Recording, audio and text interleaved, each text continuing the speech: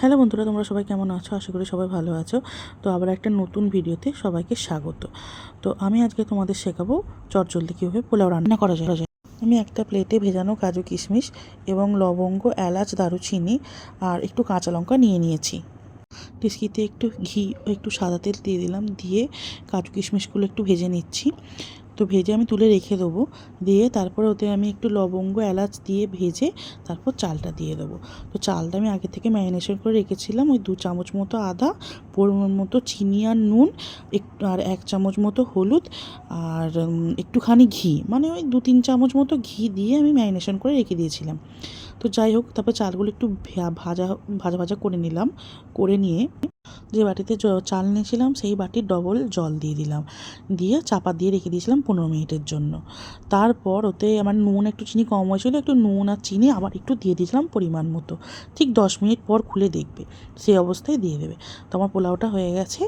তো এই অবস্থায় একটু হাওয়াতে একটু চাড়িয়ে দেবে, তাহলে দেখবে পোলাওটা খুব সুন্দর ঝরঝরে হয়ে যাবে।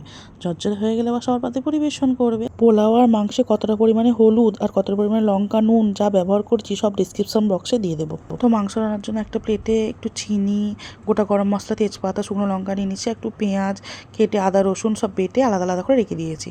তো কড়াইতে একটু তেল দিয়ে দিলাম, গরম হয়ে যেতে প্রথমেই দিলাম চিনিটা। চিনিটা একটু লাল লাল হয়ে গেলেই ওর মধ্যে ওই গোটা গরম মশলা, তেজপাতা, শুকনো লঙ্কাটা দিয়ে দেবো। মাংসটা আমি আগে ম্যারিনেট করে রেখে দিয়েছিলাম ওই নুন, লঙ্কা, সর্ষের তেল আর একটু হলুদ দিয়ে।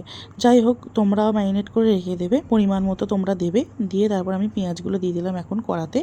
পেঁয়াজগুলো একটু হালকা লাল লাল করে ভেজে নেবো, মানে খুব বেশি ভাজবো না, খুব বেশি ভাজলে না মাংসটা তার তেঁতো হয়ে যাবে, একটু হালকা লাল লাল করে ভেজে নেবো। তো দেখো ভাজা হয়ে গেছে।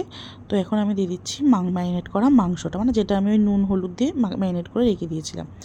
মাংসটা একটুখানি ওই পেঁয়াজটা একটু মানে ভালো করে একটু মিশিয়ে নেবো। এবার 6-7 চামচ মতো রসুন দিয়ে দিলাম। আমার মাংসটা না প্রায় 2 কেজি মতো ছিল, তাই অতটা রসুন দিতে হলো।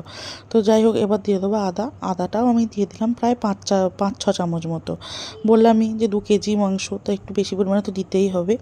তো এরপর দিয়ে দেবো টমেটো। টমেটোটা দেবো প্রায় তুমি ধরো ওই 25 মিনিট মতো কষানোর পর। আমার কিন্তু মাঝখানে অনেকটা আমি কষিয়েছি, জানো তো।